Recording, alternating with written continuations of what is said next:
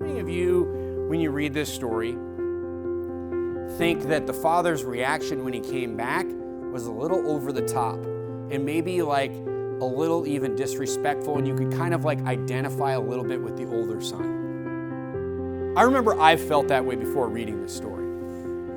But the reason that it is so over the top, and the reason that he puts the robe on him, he kills the fatted calf, he never killed even a goat for his older son. But he goes through this big pomp, and he puts the ring on him and the robe and the whole thing, and they're making merry and there's music, is to demonstrate just vividly for us that God has given us a love that is beyond our merit. And that is an important takeaway, probably the important takeaway from this. I mean, he runs towards him.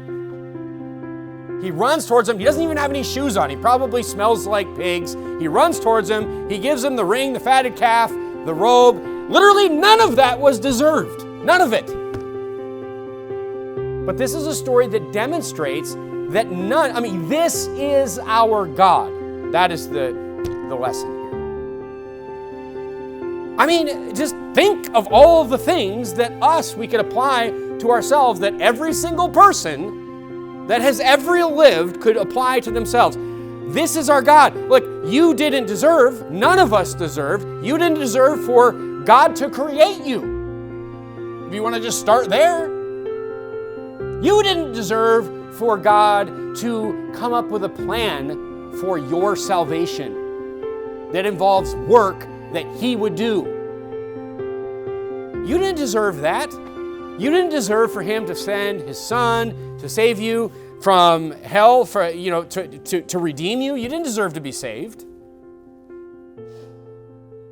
You didn't deserve after salvation. Think about all the things that we don't merit, folks. That's what we're talking about here.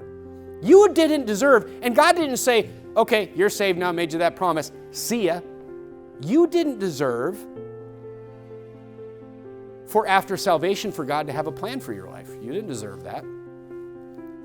You didn't deserve for God to come up with this plan for you to be part, for believers to be part of carrying the gospel across this world. You didn't deserve that. You didn't deserve for God to take your little life of however many years it is, however many decades it is. You didn't deserve for those years of life, but you didn't deserve for God to give you this great meaning for that life. You didn't deserve that. We deserve none of this.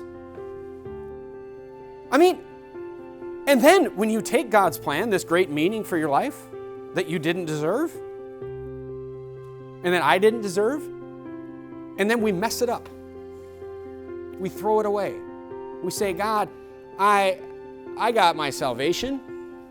I'm done with your plan for my life. I'm going to go off and I'm just going to do what I want to do. And God still lets you keep your salvation. But when you wreck the plan that God has for your life after He saved you that you also didn't deserve, you didn't deserve for God to have a plan to get you right. I mean, it's mind-blowing when you think about it. God has a plan we have this mean God that, no. God has a plan to get you right. And that plan may be putting you with the pigs. But you didn't deserve for God to have a plan for your life and a plan after you mess up the plan that He had for your life. But He does anyway. This is the ring, the robe, the fatted calf that God has for you. And guess what? We don't deserve for God to receive us back. So we do get humble and we do find humility again. And then we go back, and then you know what God gives us? God gives us the plan B and the plan C and the plan D. This kid's not going to get another inheritance. This kid's not going to, but you know what? He's not going to starve. He's never going to be the heir that his older brother is going to be. He's never going to be that, that trusted side by side with his dad that probably his older brother is going to be, because his older brother's still on plan A. But guess what?